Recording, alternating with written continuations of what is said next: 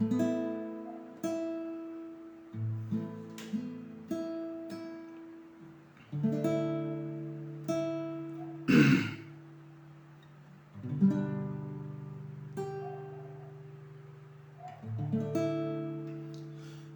tuas vestes eu tocar,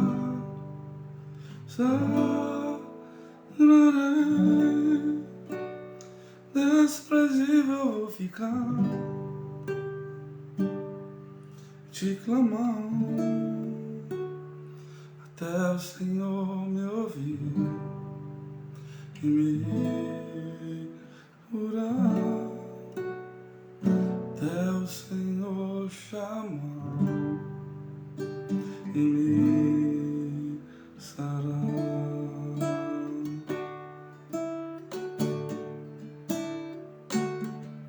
Deixa-me tocar em ti, e tuas vestes eu tocar, sararei, desprezível vou ficar, te clamar, até o Senhor me ouvir e me curar, até o Senhor chamar e me sarar, até o Senhor me ouvir e me curar, até o Senhor chamar e me sarar.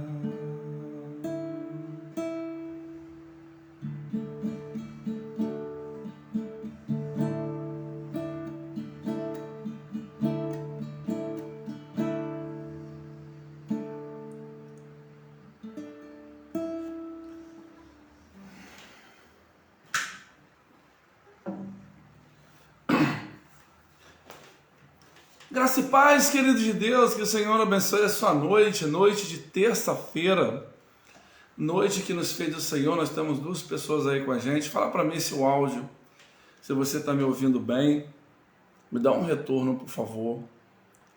Diz para mim se o áudio está chegando legal, se você está me ouvindo bem. Queridos, a gente está fazendo essa segunda live para dar continuidade a essa série sobre o cristão e a política.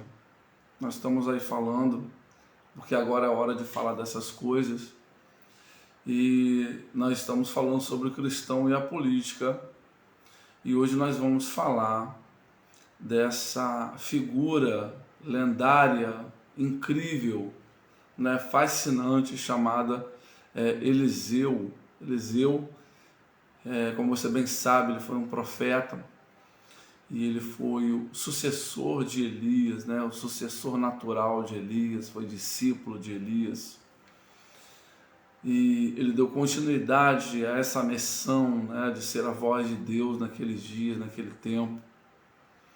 E a vida de Eliseu, ela nos fornece lições preciosas para que a gente saiba como lidar com a política em todo o tempo, em todas as épocas, em todas as eras, né? Os tempos mudam, os homens mudam, mas Deus não muda. A necessidade de Deus continua sendo a mesma, né? Encontrar quem lhe sirva com integridade, encontrar quem lhe sirva com lealdade e, acima de tudo, né, como bem nós vamos encontrar exemplificados na vida de Eliseu, encontrar quem lhe sirva com inteligência. Eliseu foi um profeta inteligente. Não falta hoje, diante do Senhor, pessoas que servem a Deus profeticamente de modo burro. Muitos profetas burros. Eu não sei o que não seria melhor, né? Ou não sei o que não seria pior, né? Profetas burros ou os burros profetas. Na verdade, eu acho que a igreja estaria muito mais segura se nós estivéssemos muitas vezes ouvindo a voz através de burros profetas, porque os profetas burros só têm nos causado confusão nesses dias, infelizmente. Bom, mas a informação que eu quero trazer sobre Eliseu, a paz do Senhor, Jaqueline Andrade, né, a nova nordestina do pedaço, que Deus te abençoe e abençoe aí a sua casa, a sua família aí no Nordeste, tá bom? Que a boa mão de Deus seja sobre a sua vida. Então, uma das informações mais preciosas sobre os dias de Eliseu, elas vai ser dadas pela pessoa de Jesus. Jesus, ele vai nos servir como um historiador fiel para nos falar de algo que era muito comum nos dias de Eliseu. Jesus, no Evangelho segundo São Mateus, capítulo 4, no versículo 27, Lucas, capítulo 4, versículo 27 vai dizer assim: e muitos leprosos havia em Israel no tempo do profeta Eliseu, e nenhum deles foi purificado, senão Naamã, o sírio. Olha só que informação preciosa que nós vamos receber do próprio autor da história humana.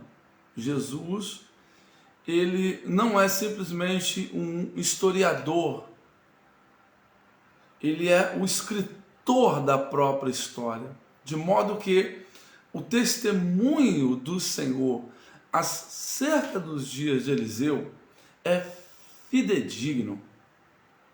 O Senhor, ele mesmo, né? Aquele que criou todas as coisas pela sua palavra de poder, aquele que vê todas as coisas no passado, no presente e no futuro, ele diz: no dia dos profetas Eliseu, e havia muitos leprosos em Israel no tempo do profeta Eliseu.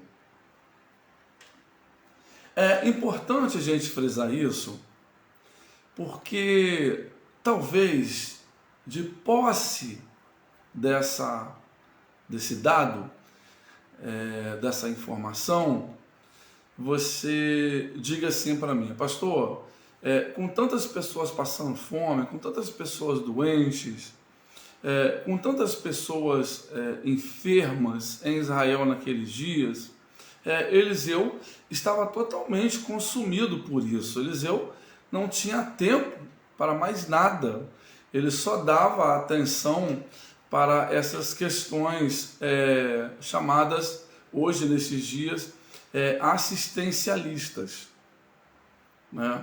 Um dos grandes perigos que a igreja evangélica tem enfrentado nesses dias, e isso está diante das pessoas de um modo geral, é que muitos pastores têm transformado as suas igrejas em ONGs, né? ONG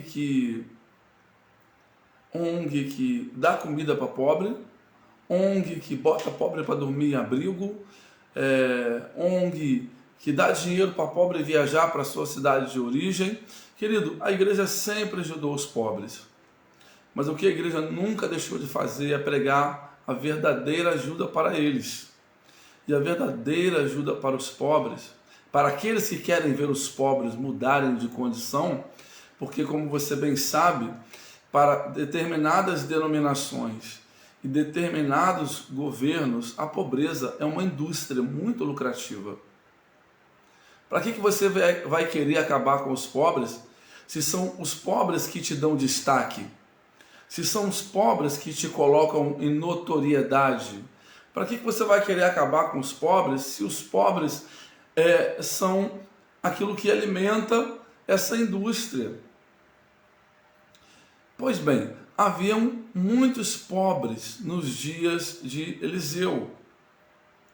Mas Eliseu não estava integralmente voltado para a assistência social.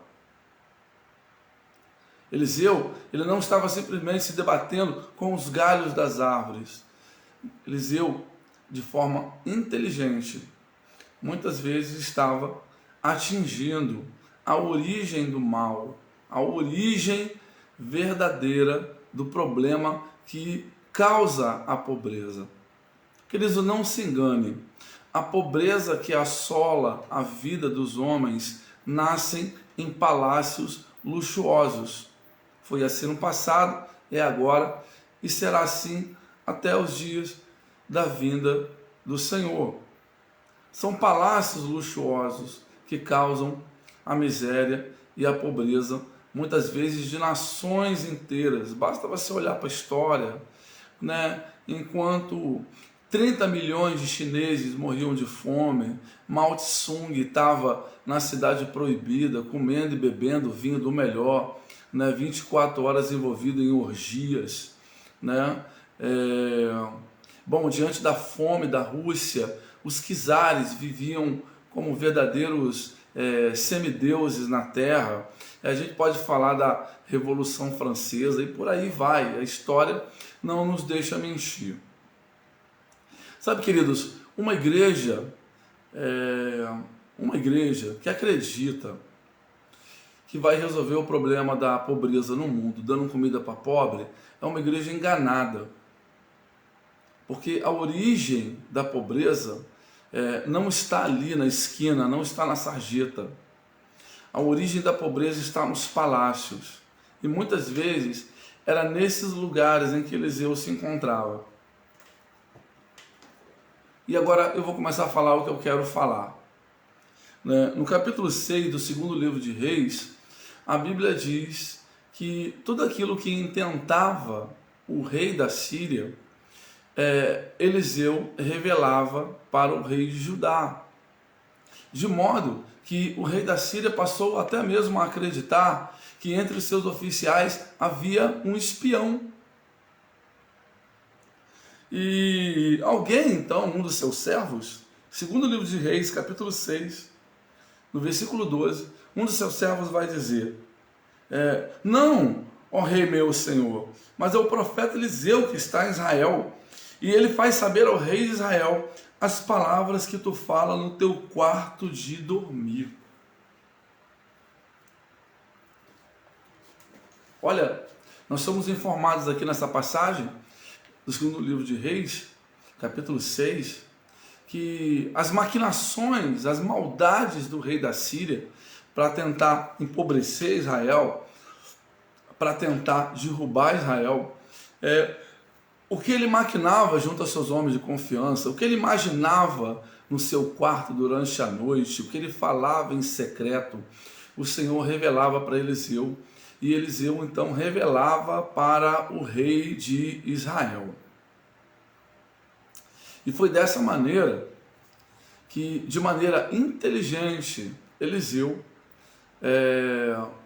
atingiu a raiz do que causava o problema de Israel naqueles dias. Sabe, por que eu comecei falando? Por que eu comecei falando sobre os leprosos que o próprio Senhor Jesus diz que havia nos dias de Eliseu? E por que eu estou agora falando da inserção profética de Eliseu junto aos palácios? Porque, querido, não falta hoje alguns crentes, talvez mal discipulados, algumas pessoas que verdadeiramente elas não querem ser educadas da maneira correta. Não falta gente hoje no arraial evangélico dizendo que não é trabalho da igreja se envolver com a política. Então, querido, eu aconselho você a rasgar verdadeiramente, boa parte da sua Bíblia, para que você não fique com consciência pesada. Não leia mais sobre a história de Eliseu, porque ela contradiz essa verdade. Não coloque limitação na atuação da igreja junto à política. Deus chama os homens de maneira diferente. Você nunca leu o que diz o apóstolo São Paulo em Efésios capítulo 4, versículo 11? E Deus deu uns para profetas, outros para apóstolos, outros para evangelistas, outros para pastores e outros para mestres. Queridos, Deus chama homens diferentes para missões diferentes, em lugares diferentes, em tempos diferentes, para que no meio de toda essa diferença, uma coisa seja única: a perfeita manifestação da vontade dele. Não coloque limite na atuação da igreja junto à política. O trabalho da igreja, querido, é onde o Senhor quer que ele seja realizado. O trabalho da igreja não é dar comida para pobre, nem cobertor para pobre, nem dar remédio para pobre. Esse não é o trabalho da igreja. Esse é um dos trabalhos da igreja. O trabalho da igreja acontece onde o Senhor quer que ele aconteça. Deus chama homens para estar levantando pessoas da sarjeta. Mas Deus também levanta homens para estar incomodando homens que estão sentados em tronos de poder e de governo. Ô, meu irmão Marinho, que Deus te abençoe. Que bom saber que você está aí. Que bom saber que você está aí. Olha, um beijo no coração para você, para a Valéria, para sua família. Sabe, queridos, mesmo havendo tantos leprosos em Israel nos dias de Eliseu, como Jesus bem nos diz, a gente vai ver que mesmo com tanta carência de assistência social, Eliseu não deixa de estar nos lugares onde ele precisa estar. Olha, há um slogan político nesse país que tem vigorado há pelo menos uns 30 anos. Os grandes estadistas costumam dizer o seguinte: o problema do Brasil é que tem muita Brasília e pouco Brasil. E a gente está tentando há 30 anos mudar isso. Porque o brasileiro é um povo resiliente. O brasileiro é um povo trabalhador. O brasileiro é um povo que produz riqueza. Mas hoje, 40% de toda a riqueza que o Brasil produz através de seu trabalho, dos tributos e dos impostos, querido, isso é mal utilizado lá nos palácios de Brasília. Nós temos o judiciário mais caro e ineficiente do mundo. Por bem menos, os franceses fizeram uma revolução. Por bem menos, os ingleses fundaram os Estados Unidos. E você diz que o trabalho da igreja não é se envolver com a política, que o trabalho da igreja é continuar dando comida para os pobres, que o trabalho da igreja é continuar dando remédio para os pobres, que o trabalho da igreja é continuar dando cobertor para os pobres. Querido, deixa de ter uma fé infantil. Cresça. Você sabe por que Eliseu e Elias, e muitos outros profetas, se mantinham eretos diante do trono e dos reis de Israel? Porque é no trono que começa a verdadeira miséria de uma nação. É no trono, querido. A nossa atenção como evangélicos, a nossa atenção como homens e mulheres que foram remidos por Cristo Jesus, é também estarmos eretos diante dos tronos de poder desse presente século. Olha, o que vai resolver o problema da pobreza não é você dar comida para o pobre. O problema da pobreza vai ser resolvido quando você aprender a votar direito. problema da pobreza vai ser resolvido quando você começar a votar por convicção daquilo que é melhor para a sua nação, para o seu bairro, para a sua cidade, para o seu estado. Sabe? E não votar no cara que você sabe que é um tralha, mas que joga bola com você desde garoto. E não votar no cara que você sabe que é uma praga, que tem 3 amantes, que deve todo mundo na rua, mas namorou a sua prima na adolescência. Não, querido. Não. Não limite a atuação da igreja. Não limite. Quem foi que falou para você que o único trabalho da igreja é só dar comida para pobre? Quem foi que falou para você? Quem te convenceu disso? Que o trabalho da igreja é só dar roupa para pobre? Não. O problema dessa nação, o problema de todos os tempos, não começa no pobre que está na sarjeta, começa no mau governante que está sentado nos tronos de poder. Moisés sabia disso? Elias sabia disso. Eliseu sabia disso. Miqueias sabia disso. Isaías sabia disso. João Batista sabia disso. E a pergunta que a gente deve fazer é por que a gente ignora isso? E fica com essa conversinha fiada nos corredores das igrejas, dizendo que não é trabalho da igreja se envolver com a política. Então pega a sua Bíblia e rasga. Porque não é isso que a sua Bíblia ensina. Não é isso que a sua Bíblia diz. E esse país, apesar de toda a riqueza que ele produz, nós nos encontramos nessa miséria em que a gente se encontra. Uma ponte cai, ela leva quase 3 anos para ser reerguida. Uma escola, o teto desaba e ele leva quase 3 anos para ser consertado. A lâmpada de uma praça queima e leva quase 1 ano para ser trocada. E você acha que o nosso problema realmente é porque a gente não está dando comida para pobre? É porque a gente não está dando cobertor para pobre? Não, querido. Nosso trabalho começa quando a gente se mantém ereto em justiça diante dos tronos de poder desse mundo. Sabe, pense nisso. Pense nisso. Eu assim, como pastor, eu tenho desde garoto eu sempre tive um olhar para a política, sempre. E me dói muito, sabe, queridos, ver esse nível de tolice que tem inundado o arraial evangélico nesses últimos dias. De um monte de crente, sabe, que fica repetindo igual papagaio de pirata do inferno.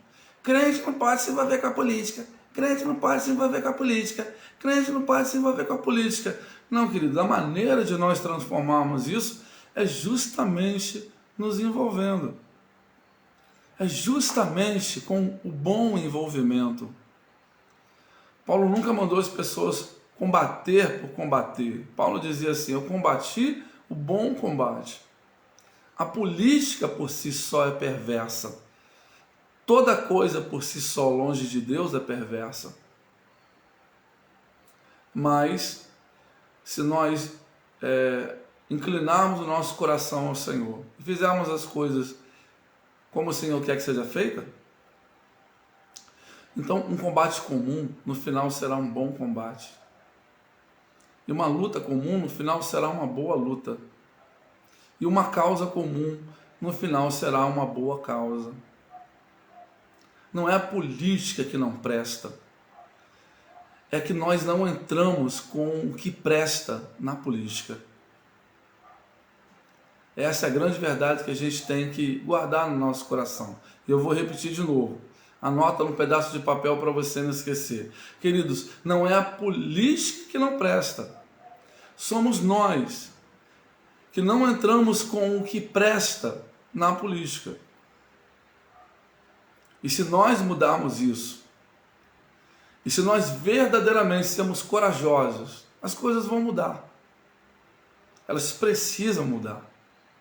E, na verdade, a única maneira que existe da política no Brasil mudar é aqueles que foram lavados e remidos no sangue do Cordeiro verdadeiramente levarem para dentro dela aquilo que presta, seus corações transformados por Cristo Jesus. Bom, se a gente não fizer isso, vamos continuar nos distraindo, dando comida para pobre, remédio para pobre e roupa para pobre, achando que essa é toda a nossa justiça. E aí, a gente vai continuar sendo testemunha desse espetáculo medonho e bizarro de um Brasil que não muda, mas que sempre é chamado de o país do futuro. E que futuro é esse que nunca chega? E que futuro é esse que nunca acontece? E que futuro é esse que nunca nos faz bem? Pense nisso. Pense nisso. O problema da pobreza não começa no mendigo que está na sarjeta. Começa no mal político que está sentado nos palácios. Eliseu sabia disso, Elias sabia disso, João Batista sabia disso. E agora você sabe também. Que a graça de Deus seja sobre a sua vida. Valéria, manda um abraço aí para o meu amigo querido Marinho. Compartilha essa live aí para que outras pessoas sejam abençoadas por esse entendimento. Não é novo, é o mais do mesmo. Mas aquele mais do mesmo que é sempre dito é o que nos faz bem. O apóstolo São Paulo diz que a repetição é a nossa segurança. Ele fala isso em Colossenses capítulo 3. A repetição é a nossa segurança. Como homem de Deus, eu tenho que repetir isso. E repetir de novo. Que a bênção de Deus seja sobre a sua vida. Que a bênção de Deus seja sobre a sua casa. Que você tenha uma semana bendita e abençoada.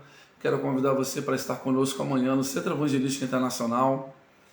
Nós estamos ali no coração do bairro Aquários, entre a Rua 12 e a Rua 13, sobre a loja Avenida Independência 333. E nesse final de semana, nós temos um evento especial para mulheres que reinam.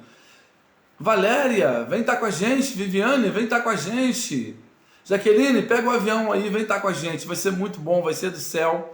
Vai ser de Deus. Que o Senhor te abençoe, que essa palavra te ilumine e que ela te faça bem. Que essa palavra faça bem ao teu coração e o teu coração faça bem às urnas e as urnas façam bem ao Brasil.